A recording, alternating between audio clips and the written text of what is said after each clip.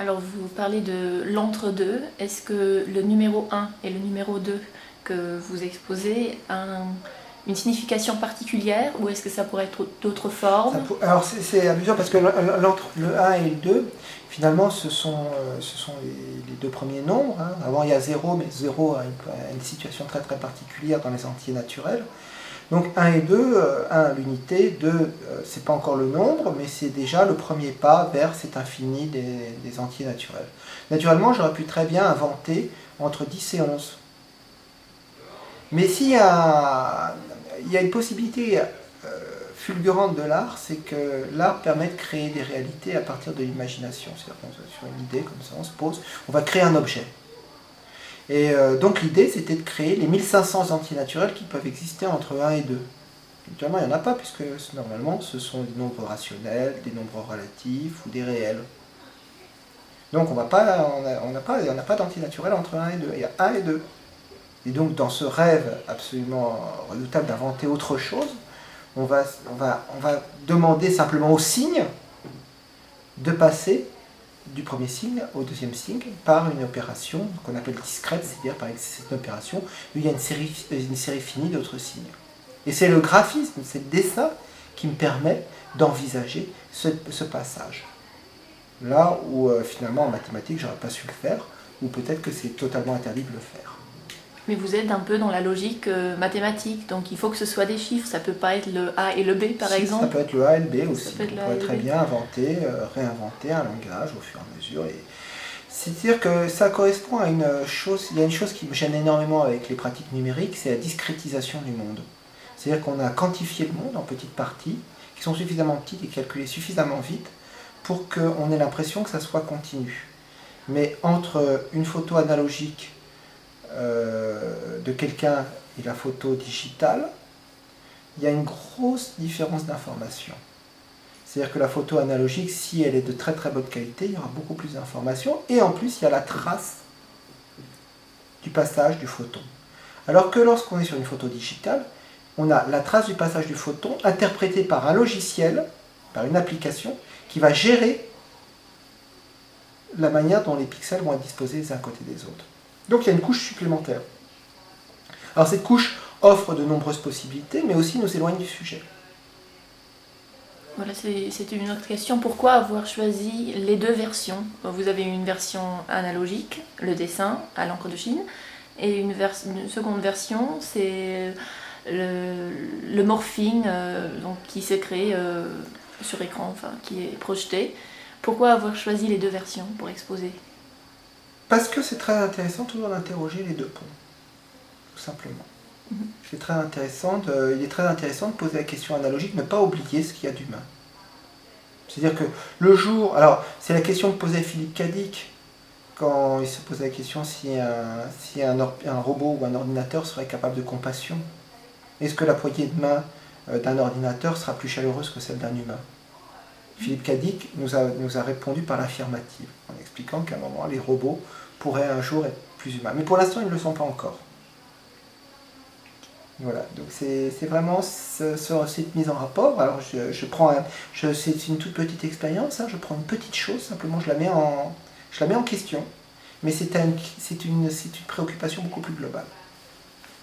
Et alors, le spectateur qui voit ces œuvres, qu'est-ce qu'il devrait comprendre? Ou est-ce qu'il y a un message Je ne veux pas avoir de message, je dirais, linéaire. Je crois profondément.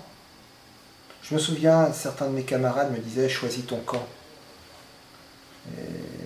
Je ne crois pas, enfin, c'est le propos de cette linéarité, affirmer qu'il y a des possibles, il y a un ensemble de possibilités que je viens d'évoquer tout à l'heure, en expliquant que entre deux choses, il peut très bien y avoir une troisième voie.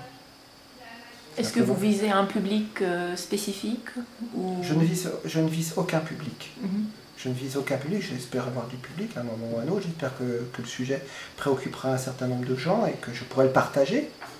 Mais je ne suis pas dans une logique de viser un public comme certains artistes de variété visent un public. C'est-à-dire que je ne peux pas répondre réellement à cette question-là. Je suis dans un certain nombre de recherches.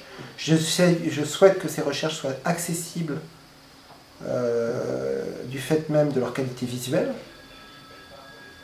de leur qualité visuelle, de la façon dont les choses sont dites, comme un poème qui pourrait être suffisamment bien énoncé pour qu'on ait envie de le lire. Mais après, tous les éléments qui le constituent sont aussi libres d'interprétation. Oui, mais par exemple, l'Electronic Wallpaper s'était mis sur Internet. Donc, a priori, ce serait un public jeune ou un public qui a accès à Internet. Peut-être un public limité. Oui, alors les gens âgés. Votre question est fondée dans le sens où ça s'adresse aux gens qui en ont ras-le-bol d'avoir toujours la même chose sur les écrans. Donc l'idée, par exemple, c'est qu'avez-vous déjà dîné chez Hippopotamus? C'est pas un endroit que je recommande, c'est pas une bonne idée d'aller chez Hippopotamus, il y a des télévisions partout. Donc on peut être avec les gens les plus agréables et les conversations les plus intéressantes, ça bougera dans tous les sens. L'intérêt, c'est d'arriver à avoir des environnements qui soient, je dirais, fondés, raffinés, qui soient pensés, mais qui laissent aussi penser. Une peinture nous laisse une certaine liberté, sauf certaines peintures. Et encore. Mais il y avait la question de la liberté de l'observateur. Donc j'ai voulu faire une œuvre qui se déroule et qui laisse la possibilité d'être fasciné et qui ne va pas occuper la place du cerveau qui est très importante, qui est la place, je dirais, cet endroit qui permet les discussions, c'est-à-dire qui permet de se concentrer. J'aime bien quand on a la possibilité de se concentrer, de se déconcentrer, de se reconcentrer, de façon à pouvoir être libre de voir ou d'entendre. Ça, c'est une chose très importante. Donc, ça n'est pas un spectacle. Ça n'est pas un clip. C'est comme une peinture. Et d'ailleurs, j'ai pu observer à plusieurs reprises que lorsque je le diffuse pendant que des gens sont dans les alentours, ça fonctionne plutôt bien. Et ça mène à d'autres réflexions sur la place que vont prendre les images animées dans nos environnements à l'avenir, puisqu'on va avoir de plus en plus d'écrans.